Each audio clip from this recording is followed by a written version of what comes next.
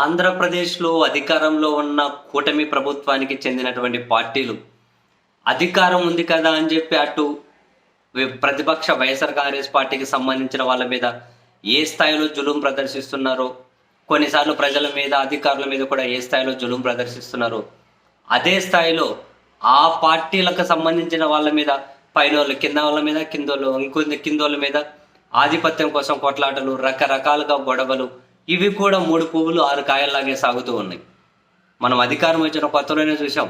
కర్నూలు జిల్లాలో టీడీపీలోనే ఒక వర్గం మరో వర్గం ఆధిపత్యం ఒకరిని చంపేసింది అధికారం వచ్చిన కొత్తలోనే.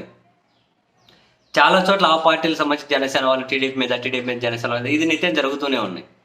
తాజాగా మీడియాలో వస్తున్న బ్రేకింగ్ల ప్రకారం ఉమ్మడి అనంతపురం జిల్లా రాయదుర్గం నియోజకవర్గం బొమ్మనహాళ్ళు మండలం చంద్రగిరిలో ఒక బీజేపీ కార్యకర్త కృష్ణమూర్తి శెట్టిని, బీజేపీ స్టేట్ సెక్రటరీ అట, కృష్ణమూర్తి శెట్టిని ఆయన ఇంట్లో అన్నం తింటూ ఉండగా టీడీపీకి సంబంధించిన వ్యక్తులు వెళ్ళి నరికి చంపేశారు అని. ఆ కృష్ణమూర్తి శెట్టి వాళ్ళ చెల్లెలు పుష్పవతితో కలిసి ఉంటూ ఉన్నారట. రాత్రి భోజనం చేస్తూ ఉన్నారు. టీడీపీకి సంబంధించినటువంటి వ్యక్తి వచ్చి ఆ తినే వ్యక్తి మీద విచక్షణ రహితంగా నరికారట.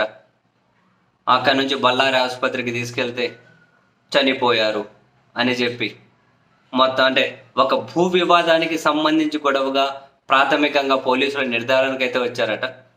బట్ సంబంధిత పోలీసులు అయితే విచారణ తర్వాత మొత్తం వివరాలు మీడియా సమావేశం పెట్టి చెబుతాము అని చెప్పి అయితే ప్రకటించారని మీడియాలో కథనాలు వస్తూ ఉన్నాయి. చంపేసింది టీడీపీ కార్యకర్త అట. అక్కడ హత్యకు గురి కాబడింది బీజేపీ కార్యకర్త. ఒక భూ వివాదము అని చెబుతూ ఉన్నారు. చెప్పానుగా, ఆ అధికారం అన్నది అధికారంలో ఉన్న పార్టీల మధ్య ఆధిపత్యానికి కూడా ఉపయోగపడుతూ ఉంది. మనం ఎన్నిసార్లు మొత్తుకున్నా అదే కారణం. అధికారం అన్నది ఒకరి మీద జులుం ప్రదర్శించడానికో, ఆధిపత్యం చెలాయించడానికి ఎప్పుడు ఉపయోగించకూడదు. కానీ సరే, క్షేత్రస్థాయి నుంచి పై స్థాయి వరకు కూడా అధికారాన్ని అంటే బేసిక్గా బరితెగింపుగానే పాలక పక్షాలు చూసుకుంటూ వెళ్తే